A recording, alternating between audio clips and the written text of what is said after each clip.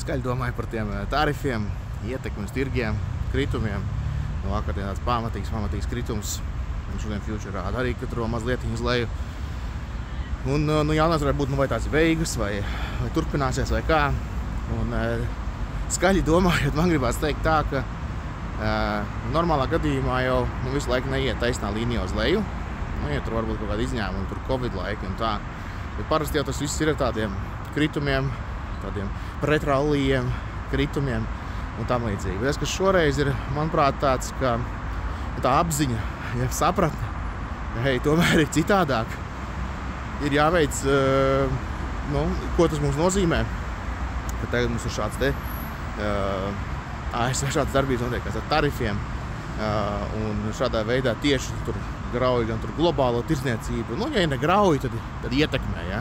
Un nevienam negribās ar pārmaiņas meklēt alternatīvas, maksāt kaut ko vairāk, lielākas cenas, ņemt riskēt ar zemāku pieprasījumu. Negribās to nevienam.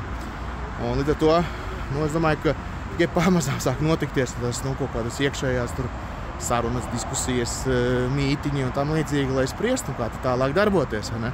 Tā kā privātais investors to vari tā izdomāt, nezinu, februārī, martā, jebkurā brīdī tev sakrājās kaut kāds ziņu vai viedokļu vai skatījumu kopums, un tu saproti to, ka tavs analīzes rezultātā saproti to, ka šī ekspozīcija man nav vajadzīga, tu veic izmaiņas.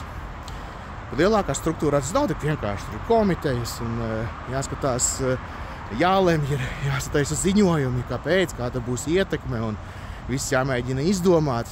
Tur viss ir neparedzami, nevar neko izdomāt, bet ir jāmēģina izdomāt.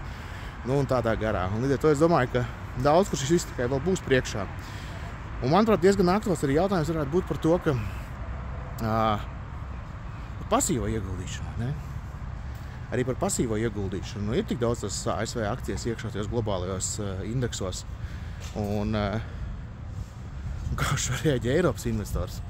Jo tu tā kā piedalies globālajās akcijās, tu zini visus principus, ieguldi regulāri un ilgtermiņā viss iet uz augšu, vajadzētu visam būt normāli. Principi zināmi pasīvo ieguldīšanai. Bet tagad tur gribi būt, tev ir šāds te partneris, ne?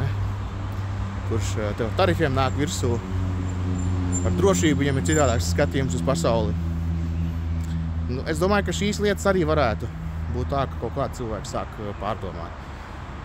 Un kaut kāda ietekme būs arī ekonomikai, kaut kāda ietekme būs arī patērētājiem un savā starpā saistīti. Ja? Un man jau liekas kaut kur iet uz to dienvidu pusi pamazām. Un tie efekti vēl tikai lēnām velcies cauri. Ir daudz tie anekdotiskie piemēri, kur kaut vai Accor grupas viesnīca, kas ir ķēde, Accor grupas vadītājs, kurš teica, ka šogad redz, ka no eiropiešiem ir 25% mazāks rezervējumu skaits uz Ameriku. Bloomberg intervijā to viņš teica. Viņam prasa tā kā, uz vasaras sezonu. Viņš saka, uz gadu kopumā. Ja. Ceturtdaļ, tas ir maz, ka tas ir, ļoti, ļoti liela ietekme. Ne? Es domāju, cilvēki balso ar saviem aciņiem. Ir daudz foršas vietas, kur aizbraukt. Un tā kā, daudz kas lēnām vilksies cauri. Bet atkārtošu, skaļi domāju. Forši visiem dienu.